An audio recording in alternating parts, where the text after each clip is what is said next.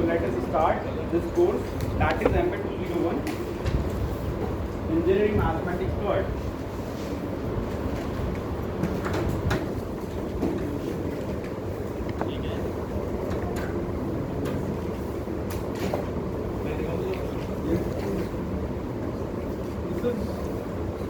Your MA 201 Engineering Mathematics Third.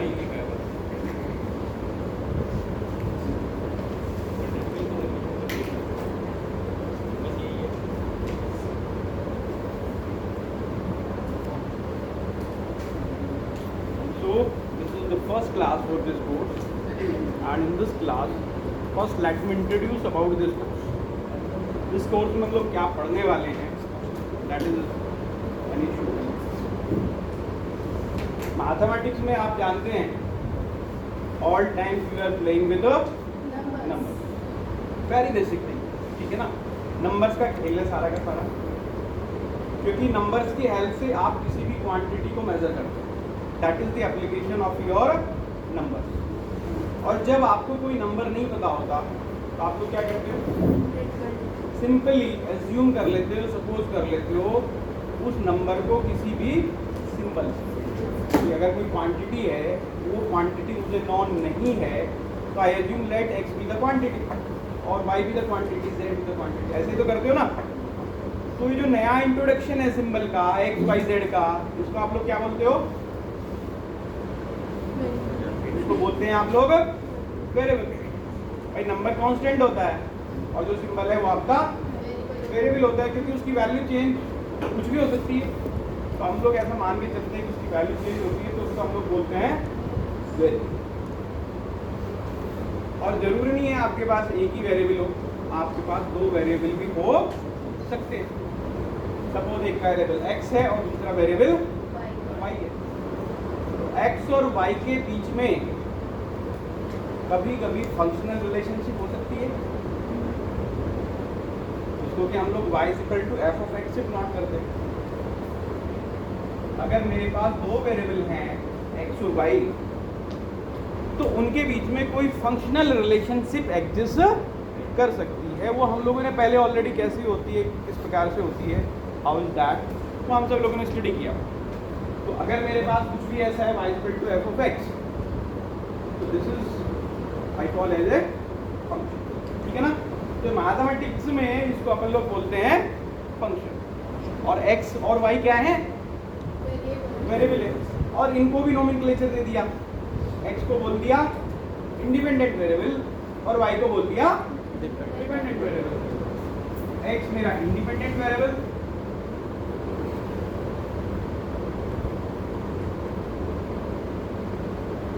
और y मेरा dependent variable. हालांकि ये कोई हार्ड एंड फास्ट नहीं है. y को इंडिपेंडेंट लेके x को भी आप डिपेंडेंट मान सकते हैं, that is a different issue. वहाँ पर हम फंक्शन की जगह इनवर्स फंक्शन बोलते हैं. तो ये हो गया मेरा डिपेंडेंट वेरिएबल. ठीक है. एक और टर्म आता है बिल्कुल इसी के पैरेलल है, उसको हम लोग बोलते हैं इक्वेशन. क्या बोलते हैं, इक्वेशन.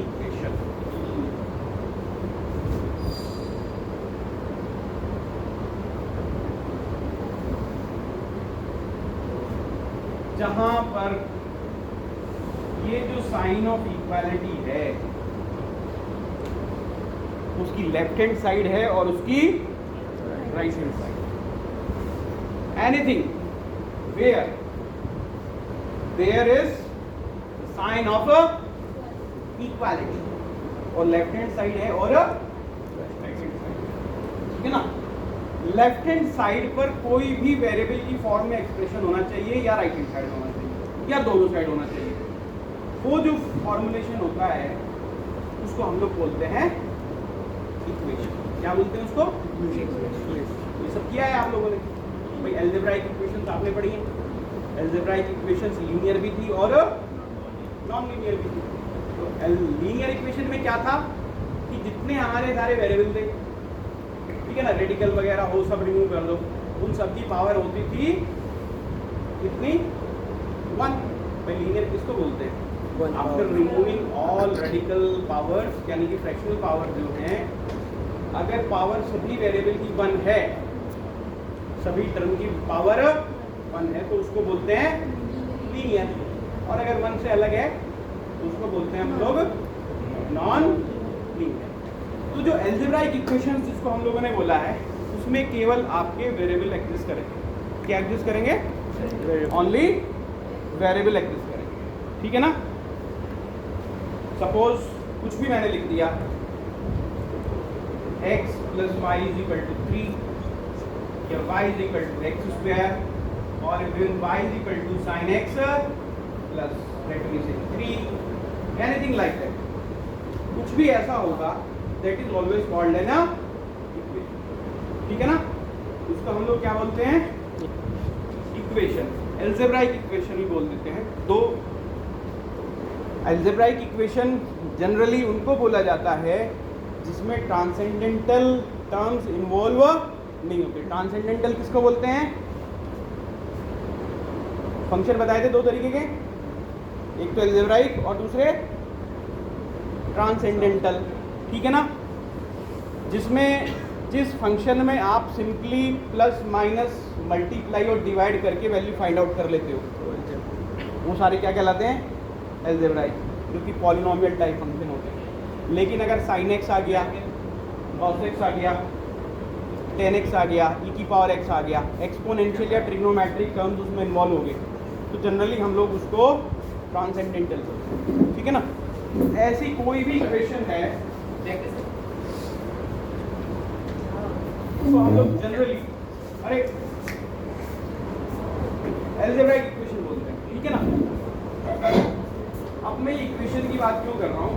क्योंकि ये जो हमारा MA 201 का कोर्स है, it is consisting of differential equation.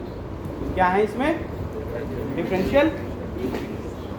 तो जब इक्वेशन की बात हम लोगों ने करी है, तो डिफरेंशियल इक्वेशन क्या होगी? डेरिवेटिव्स कब आते हैं? जब आपके पास कोई भी डिफरेंशिएबल फंक्शन होता है, तो डेरिवेटिव आप निकाल सकते हैं। जैसे y = sin x है तो dy/dx आप निकाल सकते हैं। तो अगर आपकी इक्वेशंस में डेरिवेटिव्स के टर्म एग्जिस्ट कर रहे हैं, तो उसको हम बोलते हैं डिफरेंशियल इक्वेशन। क्या बोलते हैं उसको? Differential equation. और डिफरेंशियल इक्वेशंस भी दो तरीके की होती हैं, दे आर ऑफ 2 काइंड्स। एक तो होती है ऑर्डिनरी डिफरेंशियल इक्वेशन और दूसरी होती है पार्शियल डिफरेंशियल इक्वेशन। अगर केवल ऑर्डिनरी डेरिवेटिव्स एग्जिस्ट कर रहे हैं इक्वेशन में, तो ऑर्डिनरी डिफरेंशियल इक्वेशन, और अगर उसमें पार्शियल डेरिवेटिव्स एग्जिस्ट कर रहे हैं तो पार्शियल डिफरेंशियल इक्वेशन। बहुत ही सिंपल सी बात। ऑर्डिनरी डेरिवेटिव कब एग्जिस्ट करते हैं? जब इंडिपेंडेंट वेरिएबल कितने होंगे? कितने इंडिपेंडेंट वेरिएबल होंगे ऑर्डिनरी में? डेरिवेटिव कब आता है? अरे केवल सिंगल वेरिएबल की बात जब होगी ना भाई, y = f(x) है जैसे, ठीक है ना। तो अगर सिंगल इंडिपेंडेंट वेरिएबल है तो ऑर्डिनरी आएगा, और अगर मोर देन 2 और मोर देन इंडिपेंडेंट वेरिएबल्स हैं तो पार्शियल डेरिवेटिव्स आते हैं। जैसे अगर मेरे पास कोई फंक्शन है, लेट मी से z = f(x, y), तो आपका del z over del x define होता है, del z over del y होता है। ये सारे डेरिवेटिव्स आपने पढ़े हैं, ये सारे डेरिवेटिव्स क्या कहलाते हैं? Partial derivative. तो यानी कि क्या है कि जब आपके पास फंक्शन ऐसा होगा जिसमें एक इंडिपेंडेंट वेरिएबल होगा और एक डिपेंडेंट वेरिएबल, ऐसे सिचुएशन में जब आप उसके डेरिवेटिव्स की हेल्प से डिफरेंशियल इक्वेशन देखोगे, उसको हम लोग बोलेंगे ऑर्डिनरी डिफरेंशियल इक्वेशन। और अगर कोई फंक्शन ऐसा है जिसमें 2 इंडिपेंडेंट वेरिएबल्स हैं, तो अगर कोई उससे रिलेटेड डिफरेंशियल इक्वेशन बनती है जिसमें पार्शियल डेरिवेटिव्स एग्जिस्ट कर रहे हैं, तो वो इक्वेशन क्या कहलाएगी? आपकी पार्शियल डिफरेंशियल इक्वेशन, ठीक है ना। तो मोस्ट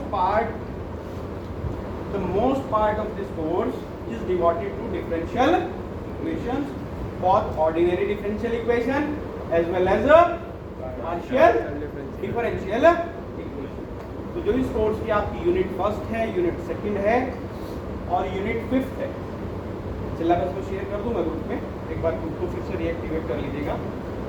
तो फर्स्ट सेक्शन, सेकंड सेक्शन और फिफ्थ सेक्शन, ये है डिफरेंशियल इक्वेशन से रिलेटेड। फर्स्ट और सेकंड में ऑर्डिनरी डिफरेंशियल इक्वेशन है और फिफ्थ में पार्शियल। दो टॉपिक और इसमें हम लोग स्टडी करेंगे। One is called Laplace transformation,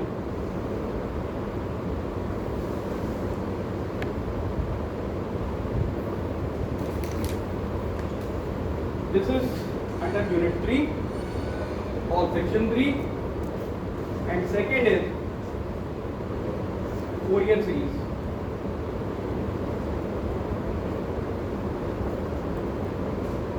basically Laplace transformation का जो फॉर्मूलेशन है that is primarily for the solution of differential equations, for the solution of ordinary differential equations.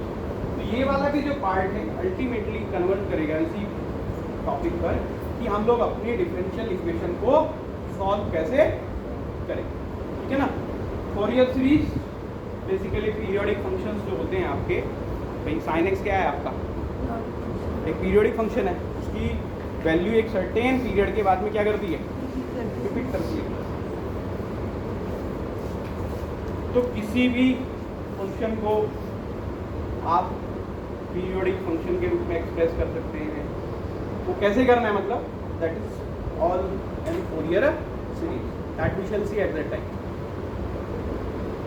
तो ये आपका पूरा MA 201 का कोर्स रहने वाला है। इसमें आपकी डिफरेंशियल इक्वेशंस होंगी, जिसमें लाप्लास ट्रांसफॉर्मेशन होगा, जिसमें Fourier.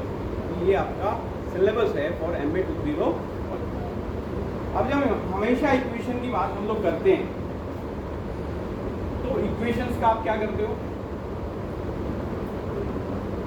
What is the equations के साथ में क्या करते हो, उनको सॉल्व करते हैं। तो हमेशा इक्वेशन को क्या करना है, सॉल्व करना है। तो सॉल्यूशन की अपनी डेफिनेशन होती है। जैसे अलजेब्राइक इक्वेशन में क्या था आपका, आप हमेशा क्या करते थे, जो वेरिएबल एग्जिस्ट करता था उसकी वैल्यू निकालते थे। जैसे अगर दो इक्वेशन सिंपली यही रहती, x + y = 3, x - y = 1, तो इन इक्वेशंस के सॉल्यूशन का क्या मतलब है, x और y की वैल्यूज को फाइंड आउट करना, वे वैल्यूज जो इन दोनों इक्वेशंस को सेटिस्फाई करेंगे। तो हर एक इक्वेशन का जो सॉल्यूशन है उस सॉल्यूशन की एक डेफिनेशन होती है। अब डिफरेंशियल इक्वेशन में सॉल्यूशन क्या होगा, क्या हमको फाइंड आउट करना है सॉल्यूशन के रिस्पॉन्स में, वो भी आपको एक बार देखना, ठीक है ना। तो डिफरेंशियल इक्वेशन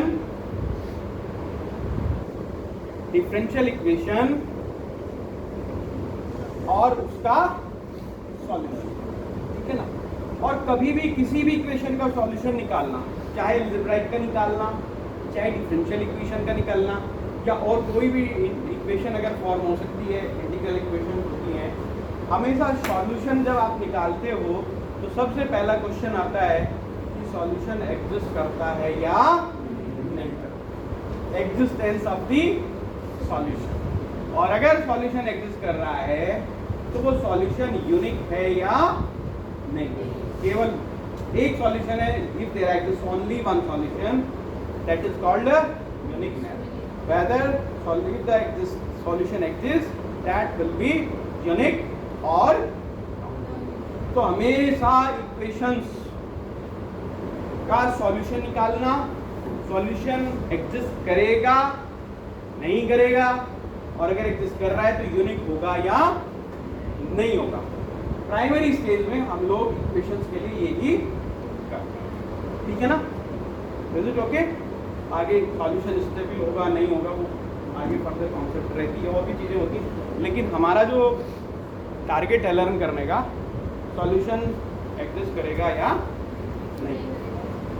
और डिफरेंशियल इक्वेशन का सॉल्यूशन, अगर किसको हम लोग डिफरेंशियल इक्वेशन का सॉल्यूशन हम लोग बोलेंगे, वो भी अभी हम लोग को लर्न करना। So that is the basic aim of this. Is it okay. चलिए, अब हमेशा मैथमेटिक्स की जो यूटिलिटी है, मैथमेटिक्स की जो एप्लीकेशन है, आपकी फिजिकल प्रॉब्लम्स की इक्वेशंस के थ्रू मॉडलिंग करना, फिर उसके लिए सॉल्यूशन के लिए सर्च करना और उस सॉल्यूशन को फिजिकल वर्ल्ड में इंटरप्रेट करना, उस सॉल्यूशन का फिजिकल वर्ल्ड में मीनिंग क्या होगा, that is the way of mathematics. ठीक है ना। तो कहते हैं ना हम लोग मैथमेटिक्स की एप्लीकेशन क्या है। हमारी लाइफ में बहुत सारी प्रॉब्लम्स होती हैं, ठीक है ना। प्रॉब्लम ये नहीं है कि यार टाइम पे खाना मिला कि नहीं मिला, और भी बहुत सारी होती है, स्पेशली इंजीनियरिंग प्रॉब्लम जो होती हैं उनको हम लोग किसी ना किसी मैथमेटिकल इक्वेशन की हेल्प से मॉडल करते हैं, फिर उन इक्वेशंस का सॉल्यूशन फाइंड आउट करते हैं और उस सॉल्यूशन से जो बिहेवियर है सिस्टम का उसको हम लोग प्रेडिक्ट करते हैं, ठीक है ना। तो डिफरेंशियल इक्वेशंस, क्योंकि आपका every system is a changing system, state change करता ही करता है, और जब चेंज होता है किसी भी क्वांटिटी में, किसी भी वेरिएबल में या किसी भी सिस्टम में, तो क्या होता है, आपके डेरिवेटिव्स की कॉन्सेप्ट आ जाती है। अगर आप उसको मैथमेटिकली रिप्रेजेंट कर रहे हो और उसमें चेंज हो रहा है तो किसकी कॉन्सेप्ट आएगी, डेरिवेटिव्स की आएगी ना। और जब डेरिवेटिव्स के टर्म्स में आप उसके बिहेवियर को प्रेडिक्ट करोगे तो बनेगी आपकी डिफरेंशियल इक्वेशंस, और फिर उन डिफरेंशियल इक्वेशंस का आपको निकालना होगा सॉल्यूशन, और उस सॉल्यूशन को करना होगा इंटरप्रेट।